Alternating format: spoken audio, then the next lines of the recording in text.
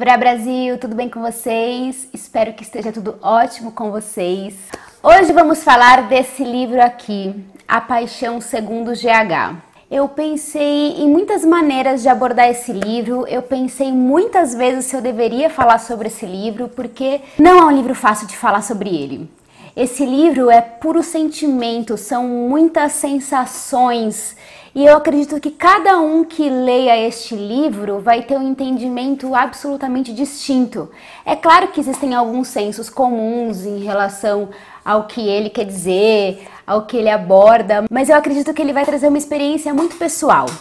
E eu tentei fazer uma espécie de roteiro, escrever algumas coisas, e aí depois eu resolvi jogar tudo fora e falei, quer saber? Como esse livro é puro sentimento, eu acho que eu tenho que falar dele a partir das minhas sensações, o que eu senti ao ler esse livro, da maneira mais espontânea possível. Quando a gente abre esse livro, a primeira coisa que a gente lê é um pequeno prefácio aqui, e eu vou ler para vocês. Ela começa assim: há possíveis leitores.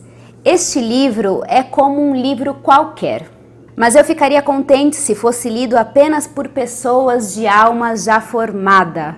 Aquelas que sabem que a aproximação do que quer que seja se faz gradualmente e penosamente, atravessando inclusive o oposto daquilo que se vai aproximar. Aquelas pessoas que só elas entenderão bem devagar que este livro nada tira de ninguém.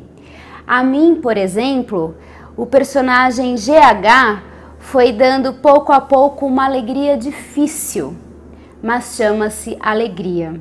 Eu acredito que a nossa alma sempre está em formação, não sou uma pessoa de alma formada, eu acho que essa pessoa não existe. Se você nunca leu Clarice Lispector na sua vida, eu recomendo que você não comece pela Paixão Segundo GH, eu recomendo que você comece pelos contos, porque eu acho que os contos você compreende, inclusive algumas formas dela narrar essa história aqui, tem alguns contos que se assemelham de alguma maneira com a temática desse livro. É uma maneira muito mais gostosa de você se introduzir na literatura de Clarice. A Paixão Segundo GH é narrado o tempo todo por uma mulher que a gente sabe que se chama GH. A gente descobre que ela se chama GH, na verdade, depois de algumas páginas que você está lendo o livro. Aliás, a gente vai descobrir muito pouco a pouco quem é essa personagem através de algumas coisas que ela vai falando sobre ela mesma, e você tem que ler com olhos muito atentos, porque ela vai te dando esses elementos, mas se você não ler com muita atenção, você até deixa escapar. Então a gente sabe que a GH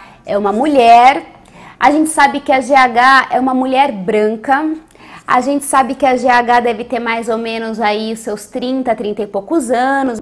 Eu tive essa intuição. Ela é de classe média alta, no mínimo. E ela também tem empregada. A gente também vê que GH não tem filhos. A gente sabe também através de algumas pistas que ela já teve alguns relacionamentos com outros homens não muito bem sucedidos. Tem uma coisa muito importante da GH que eu acho que faz toda a diferença na compreensão dessa história. Ela é uma artista plástica e ela trabalha com esculturas. E depois eu vou falar porque que eu acho que é importante esse dado para a construção dessa personagem. A história é a seguinte, minha gente. GH um dia acorda de manhã e ela está sem a sua empregada. A sua empregada foi embora, ela não tem mais empregada e ela resolve que ela vai fazer uma faxina naquele quartinho que vivia a sua empregada. E ela imagina que esse quartinho vai estar completamente sujo, ela imagina que vai estar desorganizado, então ela se imbui dessa questão de fazer uma faxina para organizar a casa e para começar principalmente organizando aquele espaço daquela empregada que viveu lá durante um ano e deve estar uma bagunça.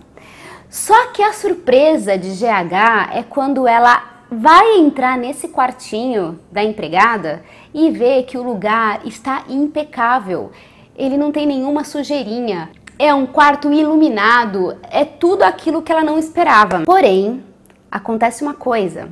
Quando ela vai abrir a porta do armário, ela se depara com uma barata. E essa barata que vai desencadear toda uma epifania dela em relação à própria existência, em relação à existência do mundo, em relação a qual que é o lugar dela no mundo, em relação às questões que ela não resolveu e que ela precisa resolver. Todas essas 179 páginas desse livro é uma grande epifania, desde o momento em que ela vê essa barata, em algum momento ela tenta matar a barata, e em algum momento acontece outra coisa com a barata que eu não vou contar para não estragar a experiência de quem não leu e de quem não faz a menor ideia do que eu tô falando.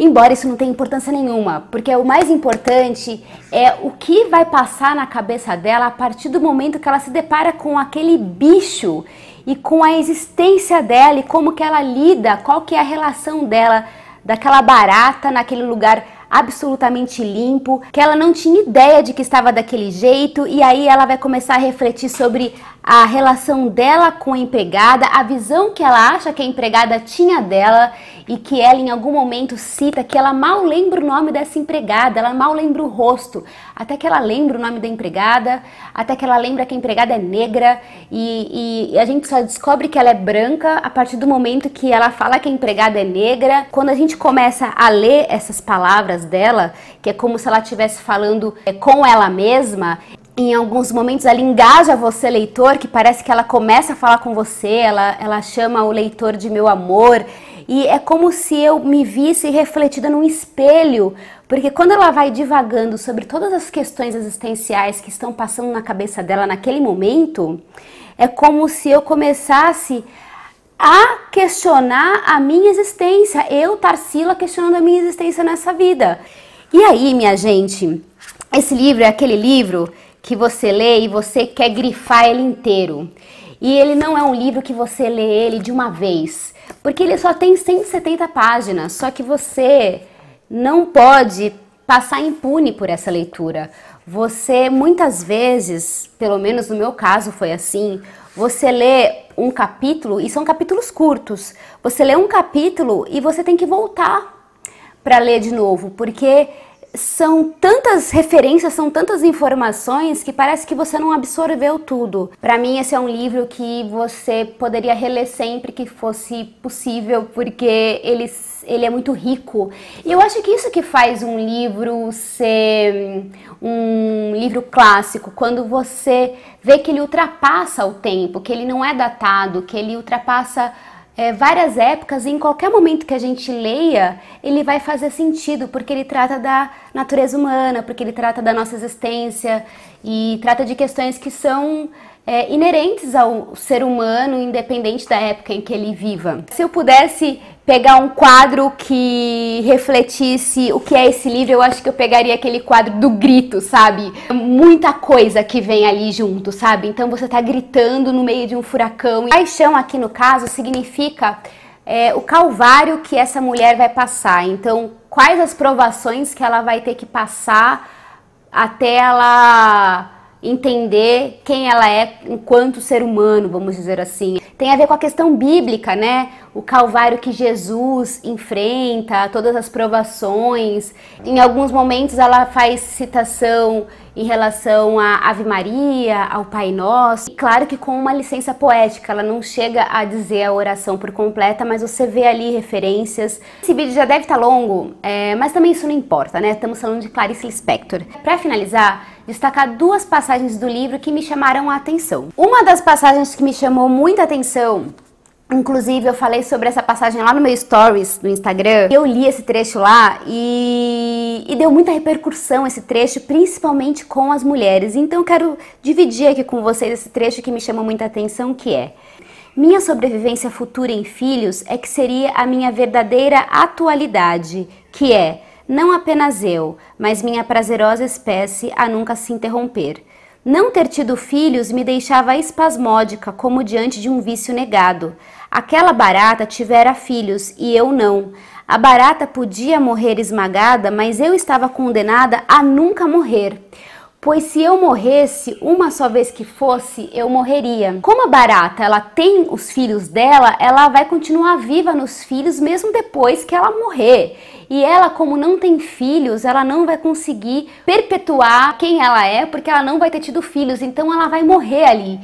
Então o meu grande questionamento nesse momento, nesse trecho, foi se a maternidade, de alguma maneira, não é uma questão puramente narcisista da gente querer ser mãe, para que a gente continue vivendo dos nossos filhos e para que a gente pegue as nossas maiores potencialidades e transmita para esses filhos, e às vezes até a gente quer viver aquilo que a gente não viveu nos nossos filhos. Por muito tempo eu quis ter filhos por uma questão de vaidade, de querer ensinar para aquela criança que viesse de mim tudo aquilo que eu acredito no mundo, tudo aquilo que eu gosto, e um desejo de que esse meu filho fosse muito melhor do que eu, que ele fosse muito mais bem sucedido que eu.